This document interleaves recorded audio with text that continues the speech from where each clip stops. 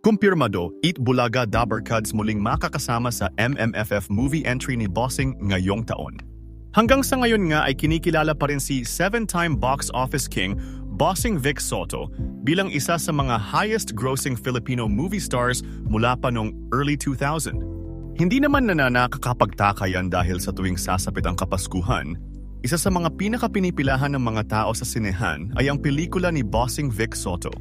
Mula sa kanyang mga box office hit and award-winning movies gaya ng Lastikman, Double Trouble, Enteng Kabisote series, Mission Unstoppable at the Kingdom, hanggang sa kanyang top-earning movies tulad ng My Little Bossing with Raisa May, Bimbi, and Miss Chris Aquino. Si Agi Mat, si Enteng at Ako with Bong Rebilla at Miss Judy Ann Santos Agoncillo.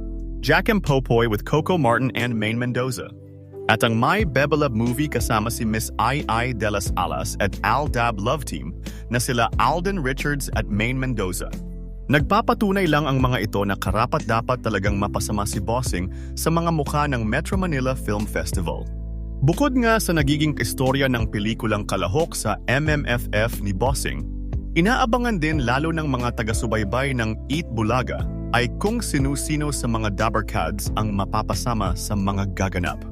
Mula kasi nang sumali si Bossing sa MMFF noong 2002, palaging may kasamang Eat Bulaga Dabarkads sa cast ng mga pelikula.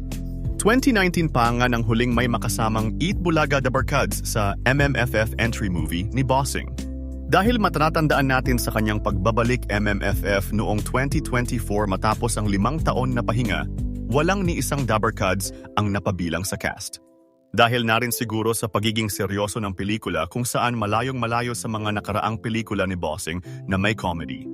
Pero ngayong 2026, sa muling pagbabalik ni Bossing sa Metro Manila Film Festival, mapapasama ulit ang Dabarkads sa mga gaganap sa pelikula dahil may comedy ang tema ng magiging pelikula ni Bossing kung saan nga ay makakasama niya ang kapwa komedyante at host na si Meme Baisganda. 2 linggo na nga ang nakakalipas ng kumpirmahin ng dalawa sa biggest stars tuwing Metro Manila Film Festival, ang kanilang pangmalakasang collab movie ngayong taon. Kaya naman hanggang ngayon ay nag-aabang ang mga Dabarkads at madlang people kung sino-sino pa ang mga makakasama ng dalawa sa kanilang pelikula.